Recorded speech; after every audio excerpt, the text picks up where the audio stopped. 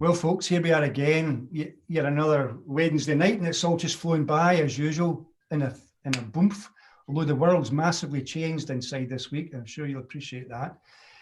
And the guest we have just now is, a big, important person in my life. He doesn't know that yet, but the truth is, when you choose to change your lifestyle and you get to the point where you think, I'm going to have to do something that's totally counterintuitive. I'm going to go low carb. I'm going to start, indulging in fat, and so on. For the 50 odd years of my life and more, I've been believing that you got to eat that low fat stuff. You got to eat lots of whole grains and all of that. And of course, I was vegetarian and vegan through different points too. And suddenly I'm eating meat and so on with fat on it. What happens, especially as you all know, I'm an audio thinker. I'm not so much visual or kinesthetic. And the truth of the matter is, I've got to trust someone's voice. And so I'm more a podcast man than a YouTube guy, as you know. And what happens is I find the podcasts that are going to inspire me. And what's happening is I'm listening to voices because I've got to trust myself, but I've got to get sources I can trust. And so, as you all know, we've had Tim Noakes on. You hear Professor Tim Noakes' voice and you go, absolute integrity. You hear Dr. Eric Westman and you kind of melt into his absolute integrity. You've got the legend that's Jimmy Moore interviewing everybody and running about. But then you've got Will Cole, or Dr. Will Cole's Keto Talk, which was a big thing for me with Jimmy. It was that play the two had, but it was his voice and his passion. And so by the time you've got these types of people in your brain, listening to them walking your dog, you start to trust. So it's a real privilege. And what he's told us just before we started was, you'll be amazed at this, his family comes from Glasgow. Our third Glasgow episode in a row. Oh my God, this is going to be extraordinary. So, Dr. Will Cole, welcome to our Wednesday night thing. We are absolutely over the moon that you've given us your time. Thank you. Oh my goodness, that's kind words. Thank you so much. And I'm honored to be talking with you today. That's very, very kind of you. So, and folks, Dr. Will Cole has given me permission to call him Will. How good is that? And all that. So you don't often get a chance to do that with a doctor, do you?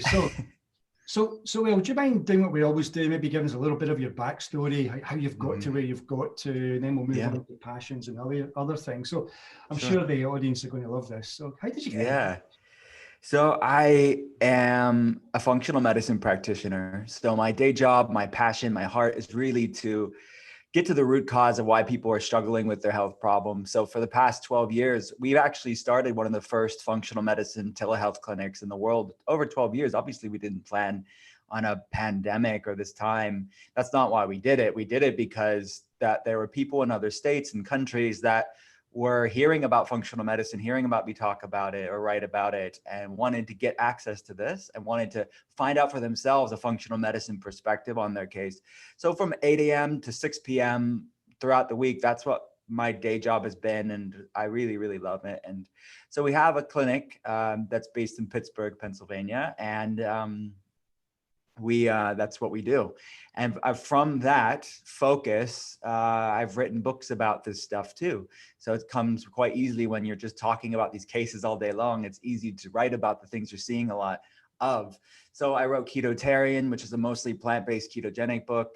I wrote The Inflammation Spectrum, and actually I have an upcoming book coming out in February. It's on pre-order now, but it's called Intuitive Fasting. So it's really a second part to Ketotarian, really, of talking about how to get intuitive with food and fasting. And so this is what I love and my passion for it. And that's pretty much me in a nutshell, professionally speaking, at least. Well, our audience is going to love this because making decisions intuitively is a huge part of what I've been teaching people for 30 years. Oh, cool. So, and especially around intuitively choosing food. So this is going to be exciting to get to hear about that. Can you tell us a wee bit? I mean, you did say you've got a Glasgow background in your family. So how do you get did you get into this? First of all, when did the interest in getting involved and becoming a doctor happen? I suppose the other thing this might surprise you, but for a lot of people, especially in the UK, functional medicine, most people wouldn't have heard of it. Obviously, people who kind of follow me might have done, as I've maybe recommended a podcast or something, but it would be interesting to tell us a wee bit of your journey. What is functional medicine? Yeah, sure. Yeah. So functional medicine, another word for that is integrative medicine. It's evidence-based alternative medicine in short, but in the deeper dive of that is we interpret labs using a thinner reference range. So anybody that's listening right now will know they get from their GP, their PCP, they'll get their labs, and they're being compared to this reference range, this X to Y interval of numbers. We get that reference range from a statistical bell curve average of the population of that specific lab. So if you go to another lab, you'll see those labs vary from lab to lab because it's not standardized, largely speaking. And this is true throughout the UK and Ireland and the United States and anywhere. So we have a lot of European and English and Scottish and Irish patients that we just would do the unit conversions, because obviously the conversions are different here in the States, but we standardize them to optimal, vibrant health. And comparing your labs or this person's labs to that standardized functional range where your body is functioning the best. That's where functional medicine gets its name. Okay. So we're interpreting the labs using a thinner range of just because something's common doesn't necessarily mean it's normal. And comparing yourself to people who go to labs, those are not predominantly healthy people. We want to look at where you can feel your best. And a lot of people know intuitively that something's not right with their body, but they're told everything's fine. You're just getting older. You just need to lose weight. You're just depressed. Here's an antidepressant. All these well-intentioned reasons as to how you could be having symptoms and knowing this intuitively despite these quote unquote normal labs. But what they're unintentionally telling you is you're a lot like the other people with health problems that we're comparing you to. And that's not helpful for people that are struggling with autoimmune issues or hormonal problems or inflammatory problems or mental health issues. So we are looking at the functional range, and then we're running more comprehensive labs. So we drop ship these labs to wherever they're at, and we're looking at things like microbiome issues or gut issues, hormonal problems, toxicity issues, chronic viral issues, whatever the case may be. It's based off of their health history. So we're running the most relevant labs. We're not just running every lab under the sun, but we're looking at what are the stones, so to speak, that are most likely to have something underneath it. They give us the pieces to the puzzle. So it's really kind of a clinical Sherlock Holmes in many ways, where we're getting multiple labs' perspective from their vantage point, putting all these clues together, integrating that information, and really explaining that. And it's part of my job, a lot of my job is really educating people about their health from these labs that tell a story as to why they feel the way that they do. So it's actually a really positive thing, because when we know what we're up against, we can do something about it. So we use lifestyle changes, food changes, natural medicine, advanced functional medicine stuff, and medications when needed to really be comprehensive and tailored to the individual. So that's what we do. That's what we do in functional medicine. Wow.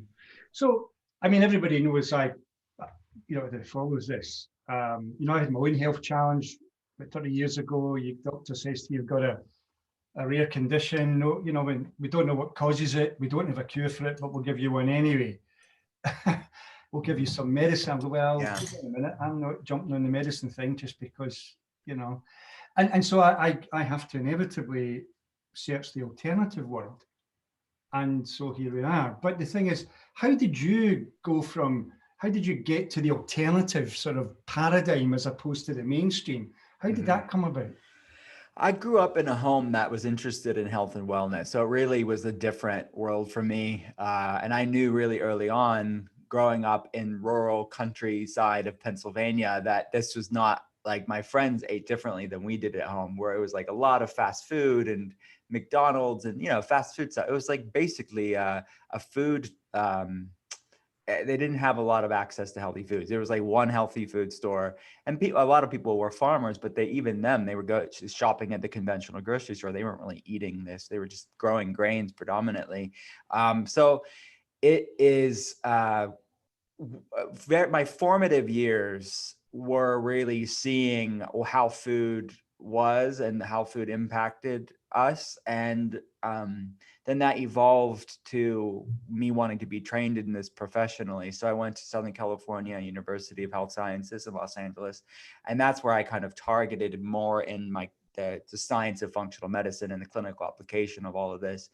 So I graduated knowing that I wanted to be in functional medicine. It was always my intention throughout high school, really. So cut a little bit of a strange kid, I guess. I was using my paychecks because I worked at a local mall selling shoes in high school, like at Finish Line, if anybody's in the States. But basically, it was like Nikes and athletic shoes, right? But I used my paychecks like to buy all these healthy foods that I wanted to try. So it's always been a passion of mine, and educating people on it and getting people healthy. Wow. So, I mean, again, most doctors, you know, they have their surgery, they have their clinic, and you get the clients or patients coming through. But what's inspired me about you is you do all of that. Absolutely. One gets the impression extraordinarily busy. But, you know, you team up with Jimmy Moore and God knows what all the other podcasts you've appeared on, including our little show. And you write books. So how do you get from being, well, someone who's committed to being, you know, a clinician, as it were, and you know there's a bigger story to tell. How does that all come about? Writing's always been a passion of mine. So to me, it was like a really easy craft to, okay, I'm seeing all these cases and seeing the intricacies, seeing the labs, seeing people get healthy with this stuff. And it was just a way of communicating, you know, it was a way of how could I not share this awesome information? And again, like I had said earlier about how a lot of my job is education verbally to my patients. Well, I think writing for me is another way for me to put what's in my head as far as how to explain things or make things easy to understand and accessible and practical for people. That's just been another way that I've done my passion and educating people. So it's cool to see, because you're right, my day job is clinically monitoring these people and managing these cases. So my hands are on the case. I'm able to lead and monitor and direct things. With a book, it's really quite different, because you're writing the book, you're making sure that, okay, if I'm not there, which I'm not for the reader, how are they going to receive this information without me kind of walking them through this?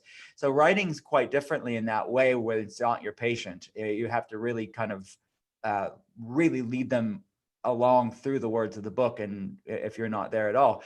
But it's really cool to see on social media over these past couple of years since the books have been out, people doing these things on their own with words I've written, and they'll use hashtags or tag me in it. And to see them use these functional medicine principles or food principles or fasting principles in their life, and these things hold their own without me micromanaging everything, which is really cool to see.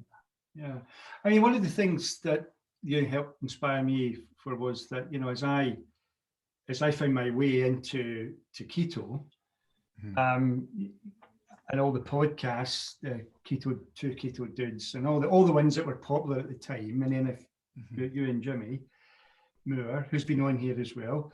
The thing is that in the journey we've had here, and I just intuitively followed coincidence in who would I didn't think I was ever going to be doing this when I started a thing way back in February or March, but I followed the coincidence, and I'm 4 years keto or low carb.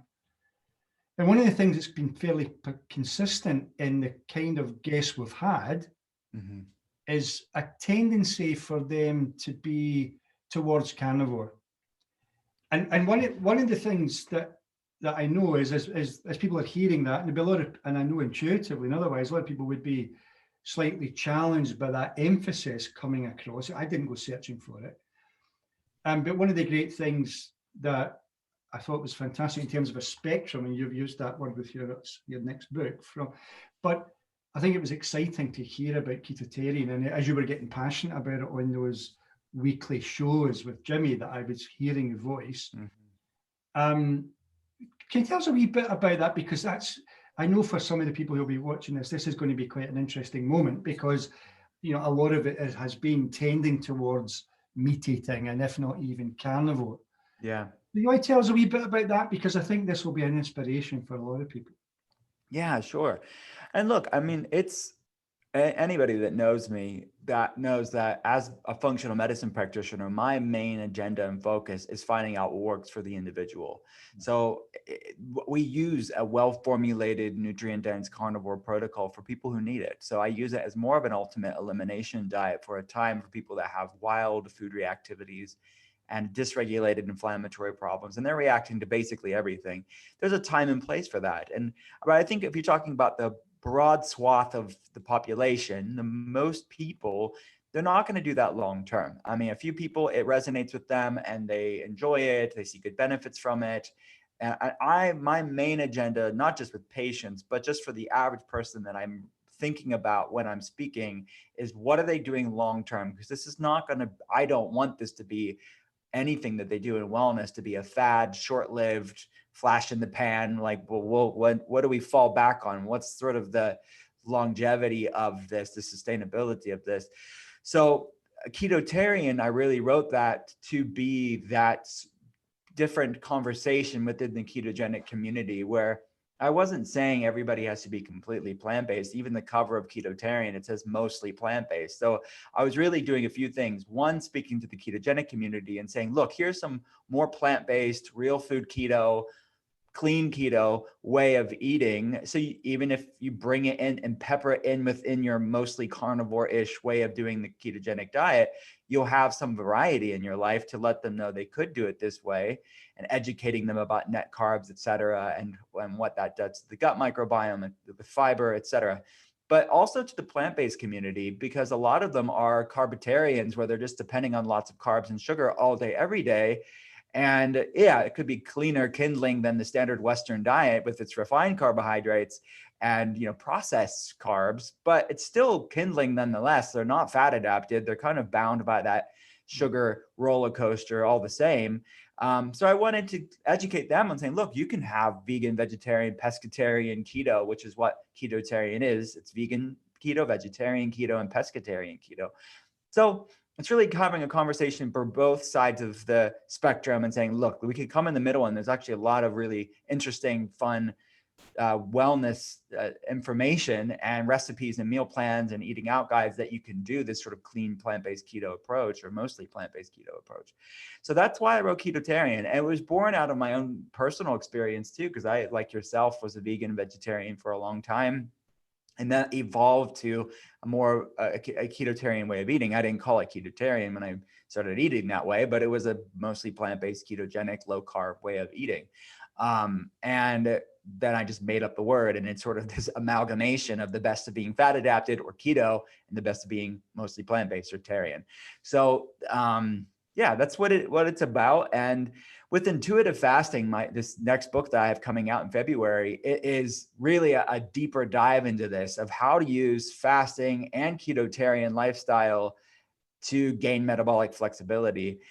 So I used this book, Intuitive Fasting, as a way to get more recipes in, because people would ask. There was like 80 some recipes in Ketotarian, and they said, we want more recipes. So I with the publishers, I was like, I need to include like all these extra recipes for the people that want to know about it. So there's an additional 65 recipes in there, but I included these clean carb up recipes too, because a lot of people within the ketogenic community want to do a cyclical ketotarian approach, which I talk about in Ketotarian, but they didn't know what it looked like. I mentioned it briefly, but I didn't go into detail about it. So I'm teaching them how to do clean carb cycling with a whole foods approach, where they're not like carb loading with tons of processed carbs. They're just doing it smartly and to maintain metabolic flexibility, or feeding the microbiome, or just for preference. They may just want to have sweet potato fries or a smoothie or something like that and not worry about it. So it's about using this amazing tool of ketosis in a way that works for you long-term. And that's really the conversation that I want to have. Wow. I mean, I found my way into this originally with wheat belly. I was actually in California working, doing my thing with a wine company, and then I went to the airport, and there was wheat belly, for the book for the flight home. Davis, And then I go back a few years later, and there's grain brain, and then someone introduced me to Jimmy's book about the Keto Clarity book. Keto Clarity, and it just blew me away. But what's interesting is that you use the word carbotarian. I find myself using granarian. I mean, I realized when I went back to look at my diet when I was vegetarian, occasionally vegan, I wasn't really. I was a granarian who ate vegetables. Yeah. And it was a mix of processed carbs and or grains and whole grains. But I was absolutely, you know, that was basically the basis of the diet. The veggies were extra, pulses and so on. I mean, I do all the, you know, since ever. My mother died young, so I learned to cook so I cook, I buy the food, I do the cooking. My wife just loves that, and I get on with it, and I love doing it too. So I'm like, you know, I'm 65 now, and for about, you know, for 50 years of that, I've been doing all the cooking. Wow. Which I love. So the big thing, of course, for those of us who've followed into the keto thing, or the people who keep listening to me say, "Oh, go and listen to this guy," and so on. The thing is, of course, is about fat, and one of our other guests who's become a bit of a hero for many is Ivor Cummings, who you'll know, the Fat Emperor. And no doubt you've appeared on stages with him, I guess. And the thing is, Ivor, we had Ivor on talking about, you know, the CAC scan and the whole thing about fat, which was fantastic. And then later he's now got into COVID. So what do you say to those who are keen on the Ketotarian approach, whether it's pescatarian, anywhere in between to vegan, and obviously carnivore from time to time? How do you get the fat if you're not doing the animal fats? Can you tell me about that? Sure. So in the book, I have a picture. It's called the Ketotarian triangle, and the foundation of that triangle are these healthy. Let's start with the vegan fats too. So the vegan fats are going to be avocados, of course, avocado oil, olives, extra virgin olive oil, and coconut cream, coconut milk, coconut meat, all of that stuff. So that's going to be predominantly the vegan fats. And then, of course, soaked nuts and seeds. And I talk about soaking them to make them more digestible, the phytates and the lectins to be more mitigated and more just easy to digest, but you get those monounsaturated fats that are in those. So that's going to be the core of the vegan fats. And then you can add in the vegetarian keto fats, which is ghee or clarified butter. You could have butter too, grass-fed butter, and eggs, of course, egg yolks. So those are going to be the vegetarian keto. And then the pescatarian keto adds in the wild caught, fatty fishes. So that's the pescatarian keto. So that's all the ketotarian fats. And then above that, we add clean protein and greens. So you could have the fish again, of course, the nuts and seeds, then the eggs, then all provide the protein as well. For people that are more plant-based and they're not getting enough essential amino acids, meaning complete amino acids, I allowed for organic fermented non-GMO soy. So tempeh and natto, which has the complete amino acids. So if they're not getting the fish and the eggs, I wanted them to make sure they're getting enough essential amino acids, with spirulina and a collection of these other plant-based sources. You can get the essential amino acids if you're eating a variety of those foods, which is fine. But I wanted to have like a one-stop food source for them as well. And then sulfur-rich vegetables like onions and garlic and things that support methylation and detox pathways, liver support there. And then low fructose fruits at the top. I know you just asked about fats, but that's basically, I want to give people full variety of the ketotarian foods. So low fructose fruits are like citrus, like lemons, limes, grapefruit, and berries. So they're having that. And I'm a little bit looser with the total carbs they can have in a day. Everybody has their own carb tolerance, of course, and I advocate in the books for people to find their carb tolerance. So some people, of course, at the beginning need to have less carbs until they become more fat adapted, so less than 20 grams of net carbs. And they're doing some intermittent fasting with those windows to get their to help with it then as well, or there as well. But what I want people to do is to find their carb tolerance to go up to upwards of less than 50 grams of net carbs a day. And people can get into ketosis even above that. Not everybody can, but it's about testing and seeing how foods impact your metabolism. Start off carbs low and then slowly titrate up around 50 to a maximum of 50. throughout them learning about their bodies. And this is the heart of functional medicine. It's bio-individuality, is that my biochemistry interacts with carbohydrates different than the next person. So we all are different, and we're all going to have our different tolerances to things like carbs and how that impacts ketosis. But I think the bigger conversation that I want to have in the books, and I have this with intuitive fasting, is that indefinite ketosis and higher ketosis isn't really necessarily the name of the game. It's not really the end all be all for everybody, unless they're using ketones for specific neurological improvements, like people with seizure disorders, epilepsy, people that have certain autoimmune issues and they need certain higher level ketones to manage certain neurological symptoms. That's a different conversation. Of course, they need higher ketones, but the average person, what they really are looking for is metabolic flexibility.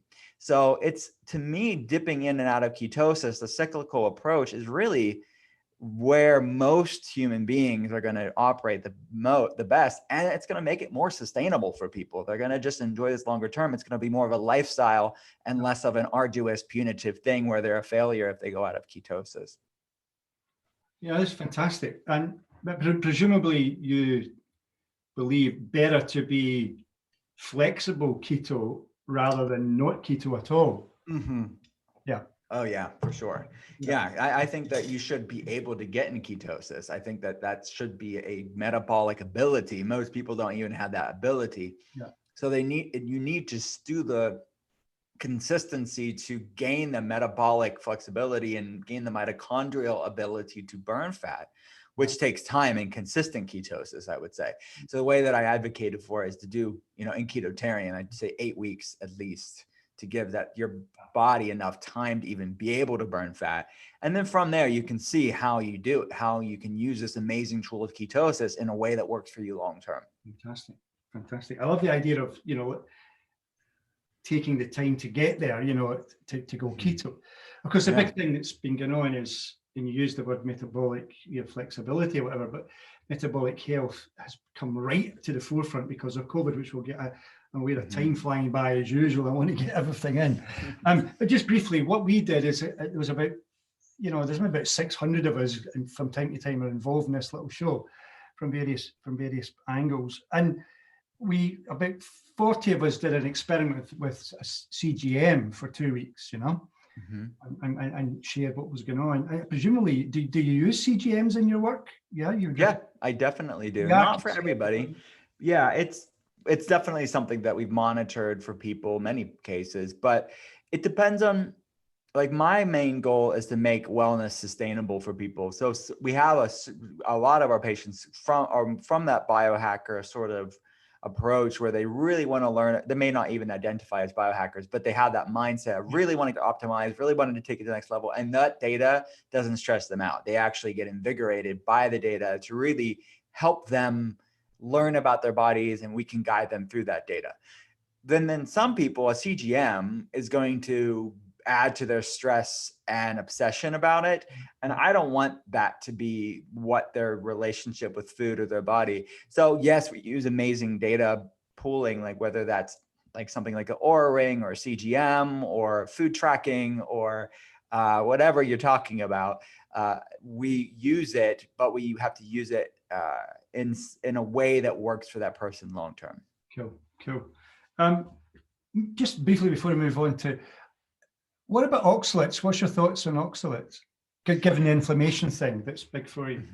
Yeah, so that is a conversation that I think that people have around being more plant-based. Are oxalates bad? And these are compounds, for people that don't know, oxalates are compounds in plant foods, sort of the plant's defense mechanism in many ways.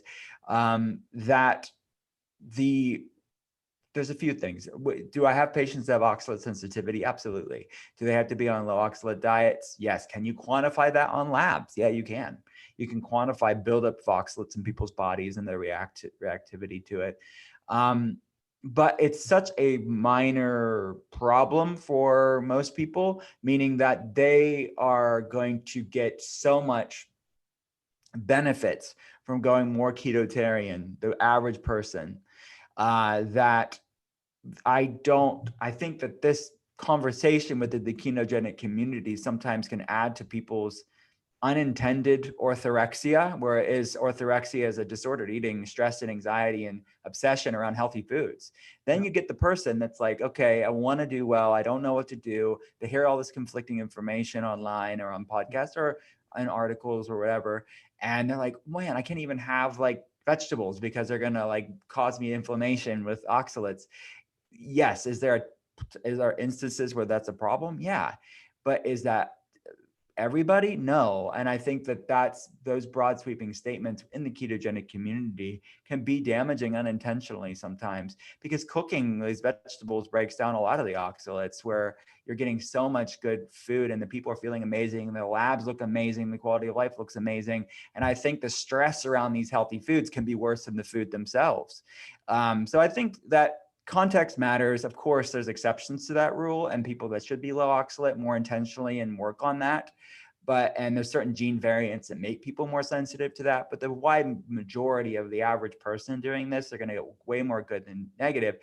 And on the flip side, I mean, that would be the same as the plant-based world saying things like about meat and saying like, well, you're going to get super sick from that and it's going to clog your arteries. Well, are they all entirely wrong? Well, not necessarily. If somebody's eating unhealthy meat, or if they have an ApoE gene variant and they're eating too much saturated fats, like that could be problematic too for some people, but that's very overgeneralized as well. So the truth is often somewhere in the middle. And I think that is what we need to look at the context of what we're saying. So that's what I thought. We do run those labs and we do look at those things. And sometimes people have to adjust the way that they're preparing foods to mitigate that. Okay, let's move on, because you're talking about food anxiety. I've got interviewer anxiety. I wanted to make sure I capture everything, given time constraints. Oh no, take your time. We have it. I'm fine. One of the the reason why we got into this was COVID. It was the fear and anxiety back in February. Yeah. And I wanted to help people with the anxiety, and then we followed this coincidence. And here we are with yourself. What's your current thinking on COVID? Where's your head going with that? In terms of. Yeah, it's unprecedented, of course, and that's the word that everybody says, but it really is true. It's a novel virus, right? I mean, we don't really have any. Everyone's kind of learning as they go. Even the top of the line experts are changing their recommendations as time goes on. So, I mean, from a functional medicine perspective, actually, my job hasn't changed at all, and my focus hasn't changed at all. And I think these core mechanisms, let the immunologists, let the epidemiologists do their thing in learning this stuff. That's fine. But my job as in functional medicine is actually more important now more than ever. And I guess if you look at it from a COVID standpoint, because what do we see with these more extreme versions of COVID is that they have really poor metabolic health. They have really poor nutrient status. They have a lot of nutrient deficiencies. Their blood sugar's all over the place. They have immune systems that are compromised, and they have just really bad looking labs. And of course, there's exceptions to what I just said. Like there are outliers, but the vast majority of people, that's what the data is showing us. So to me, it's, well, what can you do? You can't control everything, right? You do the best you can with the information you have at hand. You have to be measured. You have to be practical and not fearmonger people. And I think the things you can control is actually quite great. You can't control everything, but we can wield a lot of influence to make metabolic flexibility is at the heart of really having a resilient immune system. And that's really my focus. And it's always been my focus, whether there's a pandemic or no pandemic. That's going to be good for just overall, like people living a long, healthy, vibrant life, to mitigate risk factors as much as you can. Wow. And that obviously leads us to longevity. It's the other reason for why a few years ago, I was doing one of my courses in Glasgow, and I found myself asking the group, would they be interested in my brand is Mind Store, and I had this notion of Mind Store centurions, people that lived healthily to 100, and healthily, both physically, mentally, spiritually, and then when it was time, they fell asleep, sort of thing. It was an idea worth focusing on, and so in terms of the networks you're involved in, you do your thing and you're podcasting regularly, and no doubt before COVID we're on stages all over the place, and you meet all the big sort of, you know, thought leaders in this field, or the alternative view of health, perhaps. Yeah. What's your think about longevity? You mentioned it there briefly, but you know, you're a young man compared to me, but there's a lot of people who will be watching this who will be in their late 40s, 50s, 60s. Yeah. Yeah, I think longevity is really a conversation that people should be having, honestly, as early as possible. So I would say people in their 30s really should be thinking about longevity, because if you look at the accelerated aging that's going on, I mean, I have patients from like little kid babies to their 80s and 90s. So my oldest patient's 94. So I see everything in between. But what I've seen over the course of the last 12 years of consulting people online is that I'm seeing more and more people, little kids, teenagers, people's in their 20s and 30s and 40s, get things that were once considered like later age things. So metabolic issues, type 2 diabetes, and autoimmune issues, and weight loss resistance, metabolic issues. So let's just say metabolic issues, cardiometabolic issues, and autoimmune issues. So those things are creeping down into the younger population, that this isn't something just triggered later on in life. So I really want to implore, no matter what age you're at, this is something of a conversation of modernity. This is a conversation for anybody living a modern life, because this isn't an age thing anymore. And we want to age healthily and slow down accelerated aging, which modernity has a propensity to accelerate aging. So I really was excited to have that conversation in intuitive fasting, because again, it was this deep dive in fasting and the research around longevity, and paired with, and I believe that one of these principles that I talk about in the book is that intermittent fasting really pairs well with a clean ketogenic diet, because they both you know this, but for people that don't know this, they're both increasing ketosis. So there's a lot of the same mechanisms that are at play with a clean ketogenic diet are at play with intermittent fasting, because they're increasing what's known in the research as the fourth macronutrient, or ketones. So you have proteins, fats, carbs, and ketones. So beta hydroxybutyrate is not just a way to burn fat, it's a signaling molecule to do really amazing things for our biochemistry. And it sort of activates many things, and activates many pathways in the body, but largely to do with longevity. So Paracelsus, one of the fathers of medicine, he was in Switzerland in the late 1400s. He was known as the father of toxicology, and he was known also as the Martin Luther of medicine. You know, Martin Luther, like the Reformation in church. Well, he was reforming medicine in the 14 and 1500s. And he called fasting the physician within. So just think about that as sort of tapping into this inner doctor, this physician within, to allow our body to repair things that have been really downregulated and dampened because of modern mismatch. So what researchers are really looking at the heart of this accelerated aging or triggering of autoimmune issues and cardiometabolic issues, it's a growing mismatch between genetics and epigenetics. So our genetics haven't changed in 10,000 years, but yet our world has changed very dramatically in a very short period of time. So this evolutionary mismatch, this chasm between genetics and epigenetics, is really at the heart of why these genetic predispositions are being triggered, and accelerated aging is being triggered. So it's something that we can really tap into that physician within, and activating stem cells, increasing autophagy or cellular recycling, and these amazing anti-aging and longevity benefits with stem cells and autophagy, and increasing mitochondrial biogenesis, actually making new mitochondria with these tools, increasing BDNF, brain-derived neurotropic factor, actually allowing your brain to make new neurons, and neuroplasticity, which we definitely need from a longevity standpoint. And then, of course, lowering insulin resistance, improving gut health, lowering inflammation levels. I mean, there's so many pathways you could name that you are tapping into when you're tapping into the physician within. You know, most of the people who have been with me since we not so much with me since I started my work, but this show thing on a Wednesday night,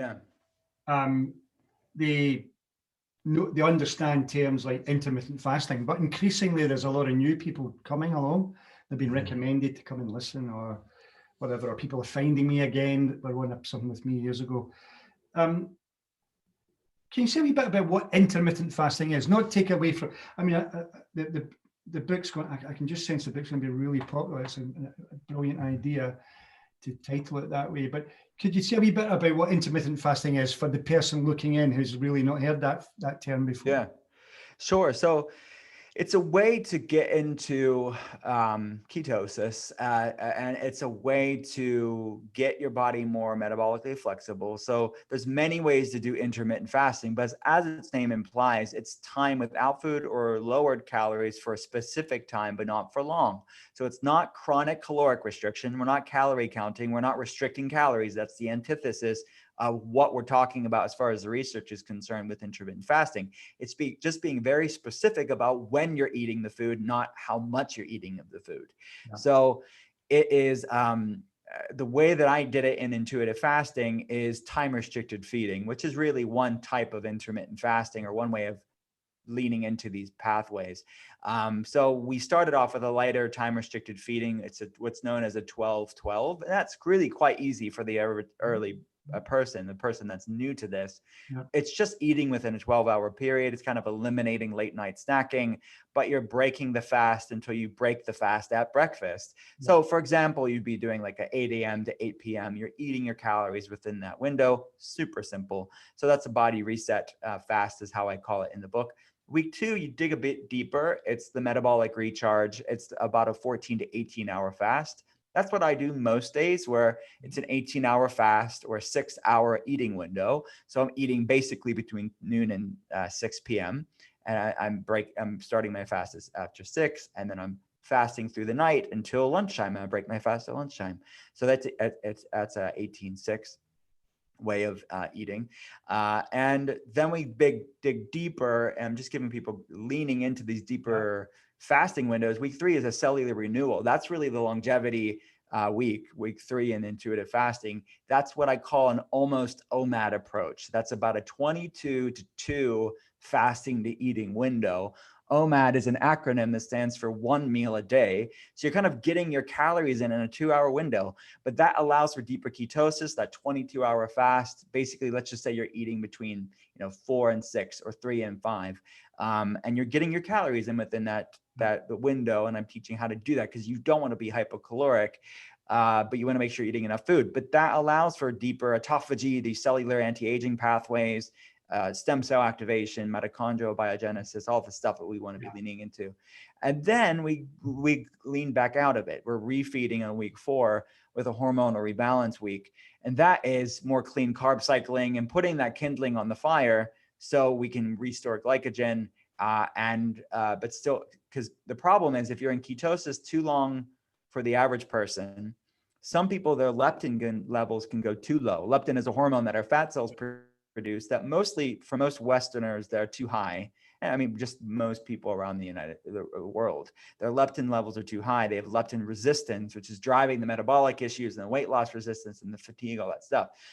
So the ketogenic diet and fasting lowers leptin, which is great, but it's about balance. So sometimes people, their leptin levels are too low for too long and they get stuck at this weight loss plateau, or they're not seeing the initial benefits that they originally saw. And that sort of honeymoon period with fasting or the ketogenic diet has passed.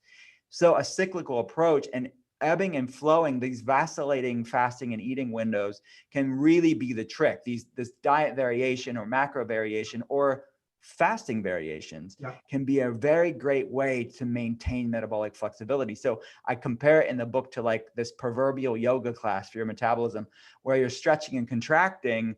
At the end of class, you have that savasana where you're kind of relaxing in the class. And that's what that cycling can really do. So that's what I explore. It's different windows of time restricted feeding. That's the form of fasting that I advocate for most people. Fantastic. So, I mean, like myself, I tend to be 14-6. So if you're going to do Omad, do you do that once a week, or are you doing that, say, for a fortnight or a week's break? And how do you tend to do that yourself?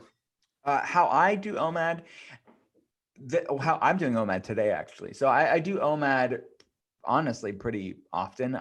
As I like to, I'll go between the 18-hour one that I mentioned, the 12 to 6, and I'll do Omad. I sort of alternate between those. But the way that I advocate it in the book, because I'm not there managing the case and looking at the context of the case, they're doing it in week 3 every other day, and they're doing the 12-12 on the odd day. But what I want them to do as they cycle through these 4 weeks on intuitive fasting, what I want them to do is learn about their body. They're going to grow in intuition, and they're going to know how, if I really feel better on this fast, or I felt better on this fast, because we're all created differently. So they can really lean into these fasts because they've sampled all of them and really lean into the ones that resonate with them more or feels the best for their body. Because look, like we said at the top of conversation, I want people to really be guided from a place of intuitive eating and intuitive fasting, but it's really hard to be led by intuition when you have metabolic inflexibility. Because is it intuition, or is it hangriness? Is it intuition or cravings? Is it intuition or inflammation? Because that's going to mess up your signaling of your body, because there's so much noise going on in the body, both metaphorically and actually literally in the form of inflammation. There's just so much hormonal signaling problems that they're not getting the proper hunger signaling and full signaling, or even knowing what's right for their body. There's disillusionment. But when you have metabolic flexibility, that's sort of a centering and a grounding on a physiological level, that they can actually hear the still small voice of their intuition. Then they'll know, they'll be, hey, I eat when I'm hungry. I eat until satiety. They have more awareness of what their body needs and what their body doesn't need.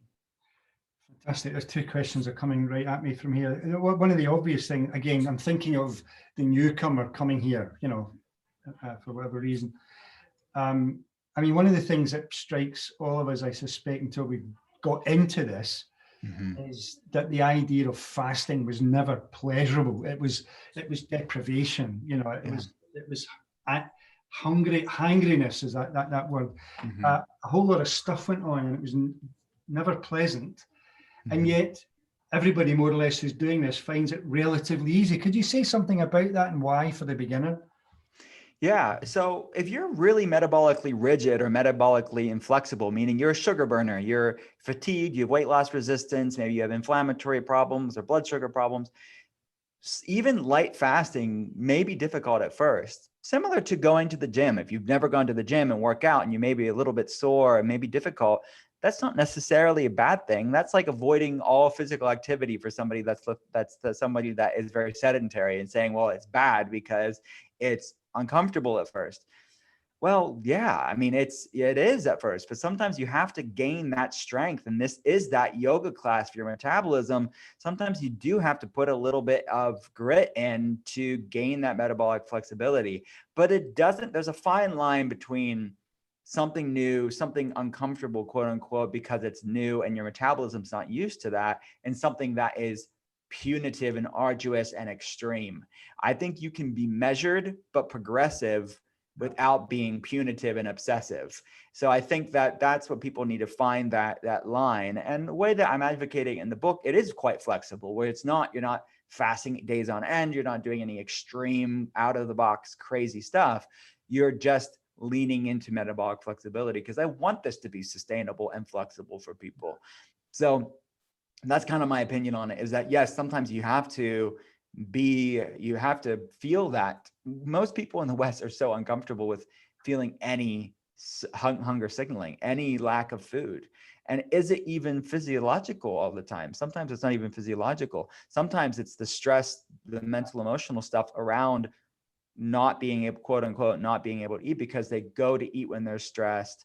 They use food as a coping mechanism, or from a stress or emotional standpoint, or just habit.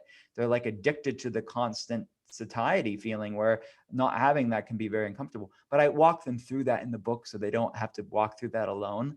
They can know that this is just learning really about themselves and their relationship with their body and their relationship with food. I guess this book's sounding really exciting. And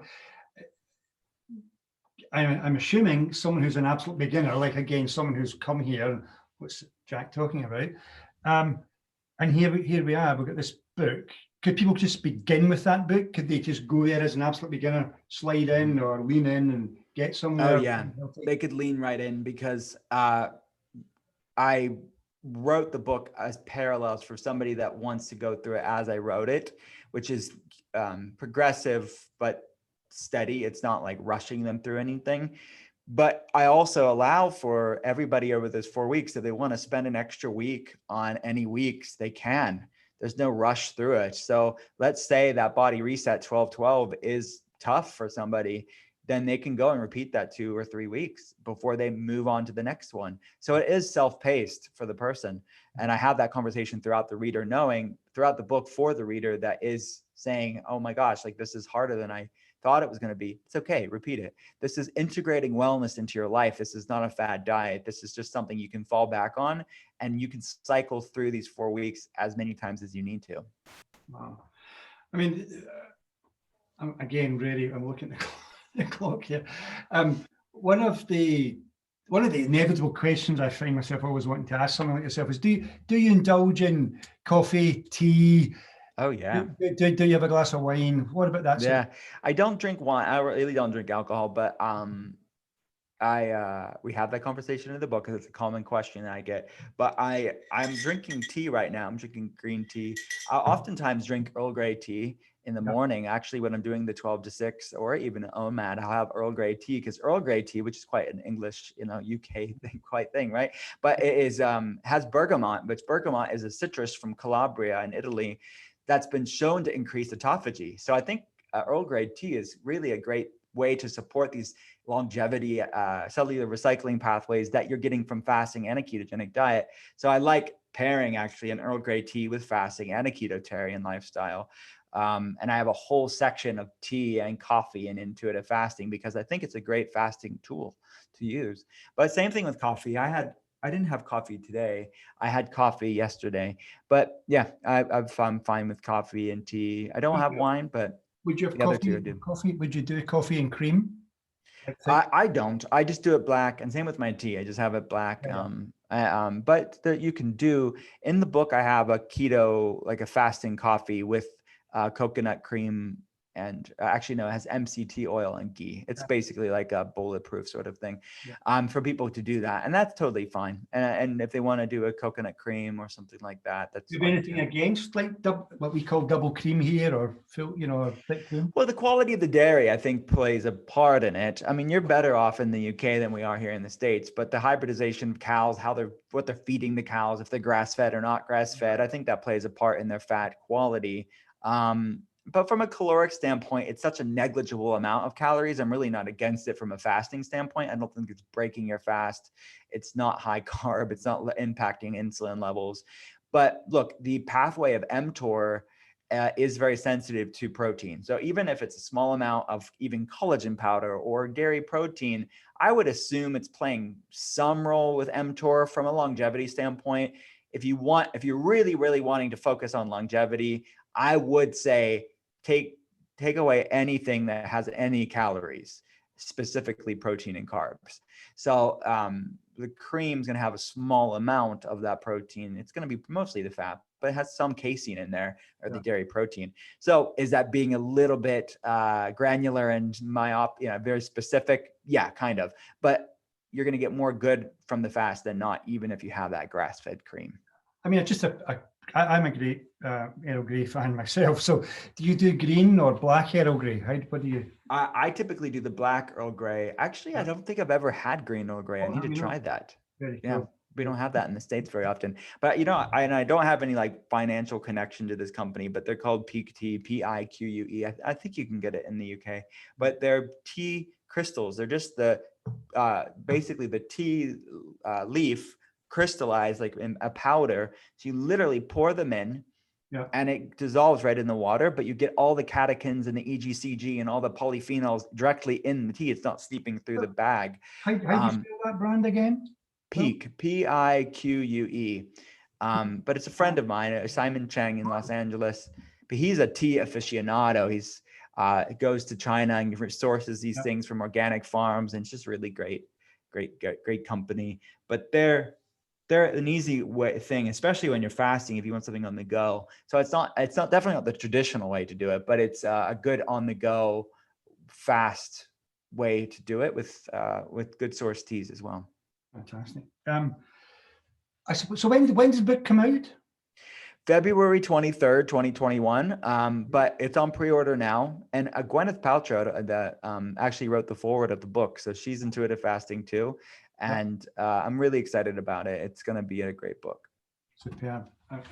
So the other thing is, of course, is that, you know, one of the great things about COVID is people are getting used to consulting their doctors, you know, on Zoom or something. So what always excited me about you were available for we Brits, you know, it seemed ridiculous that a guy in America could be a doctor. But so how do people go about sort of engaging with your staff and stuff? Yeah, sure. I mean, I still do the consult. So I have amazing team, and you can see one of the team members, like I have an amazing team of functional diagnostic nutrition practitioners if they want to see somebody else. But I still do all the main consults myself, and everything's at drwillcole.com. That's drwillcole.com. We offer a free webcam or phone health evaluation if people want to get a functional medicine perspective on the case and kind of see if a consult with me is right for them or not, and our approach. But a lot of information about the process is on drwillcole.com already. So that's where they would start. And then we'd have a consultation, which we go really in depth and look at any previous labs, give them a functional medicine perspective on their case, and then recommend next steps for them. And we would drop ship labs to them and then clinically monitor them and coach them and guide them based on what they needed. And we're typically monitoring people for months, years, depending on their case, really getting to the place of optimal health. So it's definitely a rewarding process because the person feels amazing, and that encourages them to keep doing what they're doing. But it really is cool to see as a clinic. It's really cool to see. And we actually start our morning off as a team, really going over the cases and saying like, wow, like what do they need now? But look how far they've come. You know, how far have they come on their journey? It's really neat to see that and see the labs reflect that too. We can actually see the data trending in the right direction. Just a few more little questions. Do you practice exercise a particular way? Do you meditate? You know, are you more a yoga guy, or are you lifting weights and stuff? I don't do as much yoga as I should do, but I basically do weight training. Like I use the Peloton app is what I've been doing. And they have weight training classes, and they have advanced classes or intermediate classes. So I typically take one of those, where it's just a mixture of body weight and weight training. And I do the cycling occasionally. I don't do the cycling as much as I used to, but I find that the amount of cardio I can get in the weight training classes are actually quite great. So that's what I'll do about 4 or 5 days a week. And how long's your session if you're lifting weights? 30 to 45 minutes. Cool. 30 to 45 minutes. And then I'm typically will do a fasted workout. If I'm doing it in the morning, it'll be a fasted workout. But I don't beat myself up about it. It's not always fasted. Yeah, that's pretty much my go-to. I like getting out in nature too, so I hike as much as I can as well. Are you a big believer in getting vitamin D on your skin? Oh yeah, oh definitely. So it's been actually, even though it's the colder months here in Pennsylvania, it is still very warm out right now. So it's been like 70 it's gonna be almost 80 degrees Fahrenheit. So quite hot summer weather in winter and fall. So it's really cool to get outside even now. So yeah, I definitely. Certainly the week that we're recording this, Pennsylvania is pretty much in the zeitgeist. Very much, yeah. Other big cities in your life is Glasgow. I mean, I suppose a lot of us would be interested. Can you tell us a wee bit about that, just out of interest, and then we'll close off? My connection to Glasgow? Yeah. Yeah, well, my family, I'm like a mixture of Scottish, Irish, English, Welsh. I'm like a mixture of all that good stuff. But the Scottish side of me are the McGarrys, and they're it's my grandma's family. They're all from there. So wow. That's my roots. There's a spiritual connection for me. Have you been to Glasgow? Have you visited? Yes, I have. Wow. Yeah. Fantastic. So, well, there you go. Yep, and we're planning on going back once things open up. Planning on going back. Yeah. Yeah. And I saw you living near the city, or are you out in the countryside? My clinic is close to the city. Yeah. But I live in the countryside. Good stuff. Yeah. Excellent. Well, listen, you're a star. You're a big Thank favorite you. of mine, and it's been a Thanks so much. Yeah, I've really loved this conversation. Not everybody can do a podcast. A lot of people have podcasts. Not everybody's great at it, but you're really great at it. well, that's very kind of you. I appreciate that. It gives me encouragement to keep going. Yeah. Yeah. So what happens is we put this out tomorrow night at 7:00 on. I do a funky thing with Facebook. I speak to the guys on live, and then I let them see you on this, and then it goes properly up to YouTube the next morning without all the comments. But one of the things the reason why I do it the way I do is because people can comment, through the Facebook thing. So I'll send you links to that because you'll want to see the comments. You'll see people appreciate you or whatever, and then it will go up in the YouTube channel. But perfect. Yeah, we'll send us over the stuff and we'll share it. I'm certainly looking forward to the next book. That's going to be a cracker, and it fits perfectly with all of us because intuitive decision making is a big part of my work, and people know. Oh, that's awesome! I didn't know that. That's really cool. It worked out well. Fantastic. So, well, all the best to you. Good luck with the book. You too. Thank you so much. Keep up the good work. Cool. See ya. Thank you. Bye bye. Bye bye.